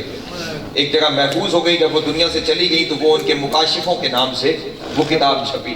ان مکاشفوں میں سے ایک مکاشفہ پڑھتا ہوں، وہ یہ کہتے ہیں کہ جب میری ملاقات 12ویں سے ہوئی نا، 12واں مصلے پہ بیٹھ کے دھاڑے مار کے رونا۔ یہی دن تھے، یہی دن تھے، 12واں مصلے پہ دھاڑے مار کے رو رہا تھا۔ وہ کہتے ہیں میں نے قریب آتے ہوئے دیکھا کہ امام جہاں سجدگاہ رکھی جاتی ہے نا اس جانب دیکھ کے رو رہے ہیں۔ وہ کہتے ہیں جب میں قریب آ کے میں نے وہاں دیکھا نا تو قیامت تھی، وہاں 5 میخیں تھی جن پہ خون لگا ہوا تھا۔ ہائے ہائے، لفظ ہیں اس کے سوا کچھ نہیں ہوتا لاہور والوں۔ وہاں 5 میخیں پڑی ہوئی تھی جن پہ خون لگا ہوا تھا، امام انہیں دیکھ کے رو رہے تھے۔ مرشی کہتے ہیں میں نے کہا مولا یہ کیسی میخیں ہیں جنہیں دیکھ کے رو رہے ہو؟ کہتا ہے میرا یہ کہنا تھا جو پانی رو رہا تھا اس نے خون رونا شروع کیا، اس نے خون رونا شروع کیا، اللہ جانے کتنا بڑا ظلم ہے، 12واں آج تک خون رو رہا ہے۔ مرشی کہتے ہیں میں نے کہا مولا کوئی غلطی ہو گئی؟ کہا نہیں مرشی غلطی نہیں ہو گئی، سوال تو نے بڑا سخت کر لیا ہے۔ کہا کیوں آقا یہ کہاں کی میخیں ہیں؟ رو کے کہا مرشی جانتا ہے نا میری دادی کے دروازے کو آگ لگائی گئی۔ اللہ اکبر، اجرکم اللہ، اجرکم اللہ، اجرکم اللہ، مولا تیری ہائے قبول کرے، مولا تیری ہائے قبول کرے۔ تو جانتا ہے نا میری دادی زہرا کے دروازے کو آگ لگائی گئی۔ مرشی کہتا میں نے اتنا ماتم کیا میرا امامہ گر گیا۔ میں نے کہا مولا 1400 سال سے اسی غم میں رو رہے ہیں، جس دروازے پہ نبی آئے تھے تطہیر پڑتا تھا، ظالموں نے اسی دروازے کو آگ لگا دی۔ کہتا اس وقت مولا نے ماتم کر کے کہا مرشی یہ میرے دادی کے دروازے کی میخیں ہیں۔ جب آگ لگائی گئی میخیں سرخ ہو کے باہر آ گئی۔ جب ظالم نے دروازے کو لات ماری، دروازہ میری دادی زہرا پہ گرا، یہ پانچوں میخیں میری دادی کے پہلو میں لگی اور رو کے کہتی رہی میرا محسن شہید ہو گیا۔ اجرکم اللہ، اجرکم اللہ، اجرکم اللہ۔ مولا تمہاری ہائے قبول کریں گے، جناب سیدہ تمہارا ماتم قبول کروں گے۔ اس سے پہلے کہتا ہے، اس سے پہلے کہ اگلا جملہ کہوں تمہارے ماتم کے لیے اتنا جملہ کہہ دوں، ہم ہر مجلس میں کہتے ہیں نا کہ زہرا آئی ہے حسین کا پرسہ لینے، زہرا آئی ہے حسین کا پرسہ لینے۔ ماتم دارو آج حسین آیا ہے ماں کا پرسہ لینے۔ ہائے ہائے، آج ہم نے حسین کو ماں کا پرسہ دینا ہے، اس بیٹے کو ماں کا پرسہ دینا ہے جس کے سامنے اس کی ماں کو مارا گیا۔ ہائے ہائے، اس بیٹے کو ماں کا پرسہ ہے، ہاں، کہ جس کے سامنے اس کی ماں کو مارا گیا۔ چلو ساتھ شامل ہو گئے تو میں 2-3 جملے اور اپنے دوستوں کے سامنے عرض کروں۔ کتاب کا نام ہے الزہرا، لکھنے والے ہیں سید عبدالرزاق المکرم۔ انہوں نے اس بات کو لکھا کہ جب اس ظالم نے دروازے کو گرایا نا، اللہ جانے دروازے کو گرایا تو اس قدر شدت کی دردناک چیخ ماری نبی کی بیٹی نے۔ اللہ اکبر، جناب سیدہ کی چیخ بلند ہوئی، انہوں نے لکھا چیخ بلند ہوئی، اور اتنی دردناک چیخ تھی کہ وہ دروازہ گرانے والا کہتا ہے ایک دفعہ میرا دل بھی سہما کہ ایک مستور ہو کر کتنی دردناک چیخ ماری ہے اس نے، آئے علی تیری اپنی قسمت۔ پھر وہ شخص کہتا ہے چیخ سن کے رحم آیا، لیکن پھر میں نے سوچا عورت صحیح ہے تو علی کی زوجہ۔ کہتا یہ کہہ کے میں نے دروازہ اور زور سے مارا، اور اب جب مروارہ بی بی نیچے گری، دروازہ بی بی کے اوپر گرا، نیچے زہرا اوپر دروازہ اوپر سے فوج گزر گئی، اور آگے کہتی رہی فضا فضا میرے منہ سے۔ اجرکم اللہ، اجرکم اللہ، اجرکم اللہ۔ میرے ہاتھ بندے ہوئے ہیں، یقیناً جملے ساتھ ہیں، یقیناً جملے ساتھ ہیں، لیکن میں کیا کروں جو لکھے ہوئے ہیں وہ اپنے دوستوں کے سامنے پڑھنے جا رہا ہوں۔ پھر بات یہاں نہیں رکی، میں نے کہا میں ہر لفظ پردے میں پڑھ کے گزروں گا، بات یہاں نہیں رکی۔ اس کے بعد جو ہوا نا وہ بھی ایک روایت میں بیان کرتا ہوں۔ 13 جمادی الاول پچھلے سال میں کربلا میں تھا، حرم امام حسین میں ایک ذاکر سیدہ کے مصائب پڑھ رہا تھا۔ پڑھتے ہوئے اس نے وہ جملہ پڑھا کہ حرم کے در و دیوار سے رونے کی آواز آئی، اور میرے لیے قیامت تک رونے کے لیے وہ جملہ کافی ہے۔ اس نے یہ پڑھا کہ وہ جس شخص نے جناب سیدہ پہ ظلم کیا تھا نا، ایک دن اس کے دربار میں جناب ابو ذر کو گرفتار کر کے لایا گیا۔ ابو ذر کو دونوں طرف سے فوجیوں نے پکڑا ہوا تھا اور ابو ذر علی علی کر رہے تھے۔ اس شخص نے کہا خاموش ہو جا، ابو ذر چپ نہیں ہوا۔ وہ شخص ممبر سے اترا، اس نے قریب جا کر دائیں ہاتھ سے جناب ابو ذر کے چہرے پہ تماچا مارا۔ ہائے ہائے، لاہور والوں دائیں ہاتھ سے ابو ذر کے چہرے پہ تماچا ڈالا، مارا، ابو ذر کی آنکھ سے خون جاری ہوا۔ ابو ذر روتے ہوئے زمین پہ بیٹھ گئے، بین کر کے ابو ذر نے رونا شروع کیا۔ فوجیوں نے کہا ابو ذر مرد ہو کر ایک تماچے پہ اتنا رو رہا ہے، ماتم کر کے کہنے لگا اپنے تماچے پہ نہیں رو رہا، آج پتا چلا 3 مہینے زہرا نے چہرہ چھپا کے کیوں رکھا۔ حسنین کہتے تھے اماں زیارت کروا، اور رو کے کہتی تھی ماتم، اور رو کے کہتی تھی میرے بچوں میرا چہرہ نہ دیکھنا، بچوں تمہاری ماں۔ اجرکم اللہ، اجرکم اللہ، اجرکم اللہ، اجرکم اللہ۔ حوصلے سے بس 2 جملے اور سن لینا، حوصلے سے 2 جملے اور سن لینا، میں نے سمیٹ لیا اپنے بیان میں۔ ہاں، اور آپ حوصلے سے، میں پڑھ نہیں پاؤں گا، میں پڑھ نہیں پاؤں گا، بس 2 جملے اور سن لینا۔ تم نے ذاکرین سے سنا ہے نا، جب تک زندہ رہی دائیں ہاتھ سے تسبیح نہیں پڑھ سکی۔ دائیں ہاتھ سے تسبیح نہیں پڑھ سکی. ہاں آقا وحید خراسانی نے حلقہ وصل میں سمنے کو لکھا بطول کا ایک ہاتھ نہیں دونوں ہاتھ.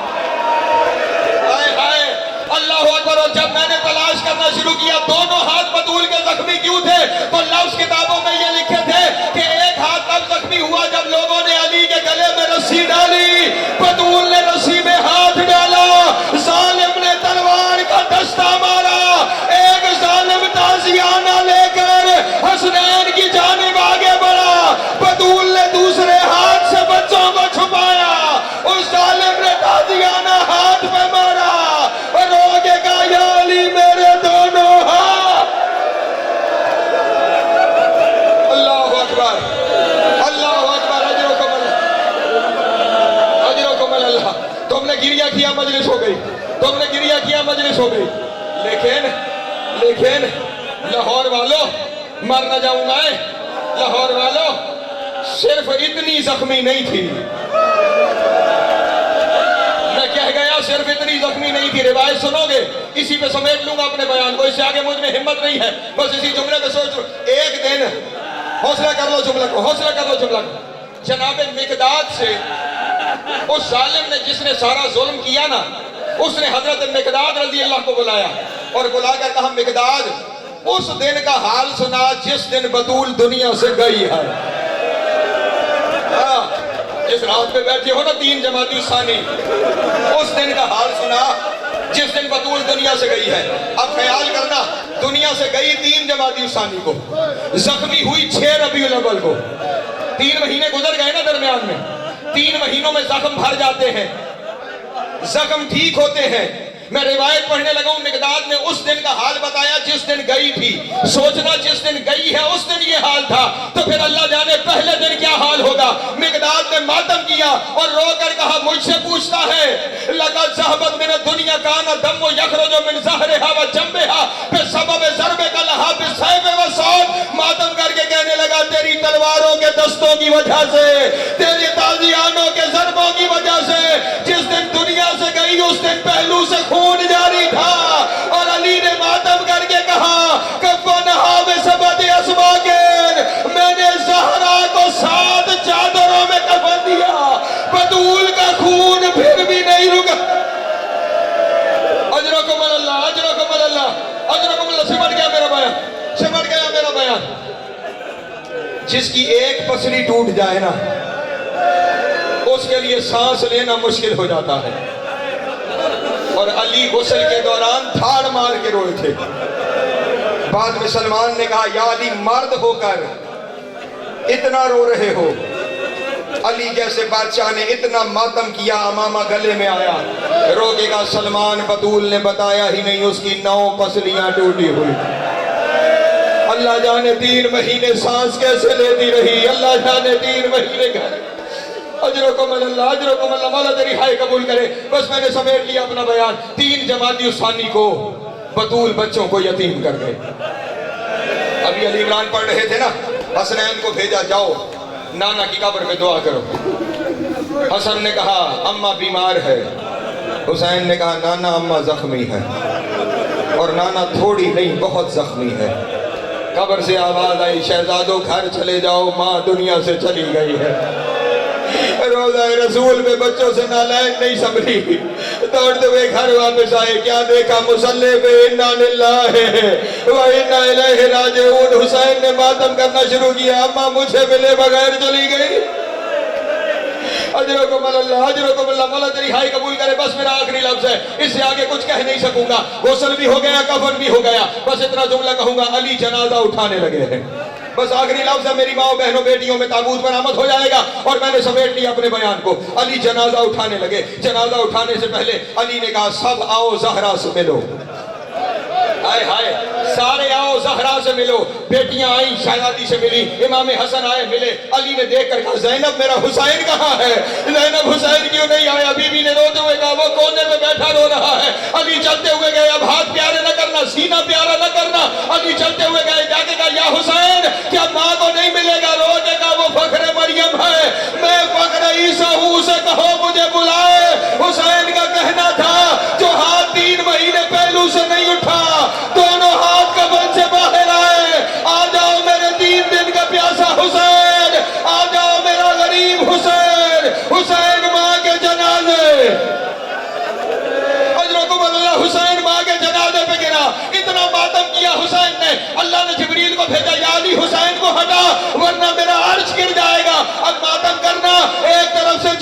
نے پکڑا، ایک طرف سے علی نے پکڑا، پیار سے حسین کو ہٹایا۔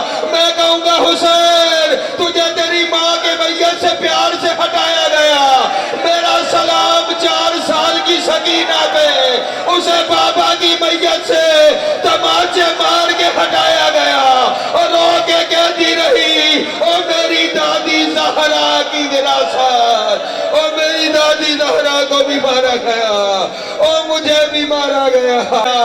جو زہرا کی دعا ہے، جو تڑپتا رہا کاش میں ہوتا۔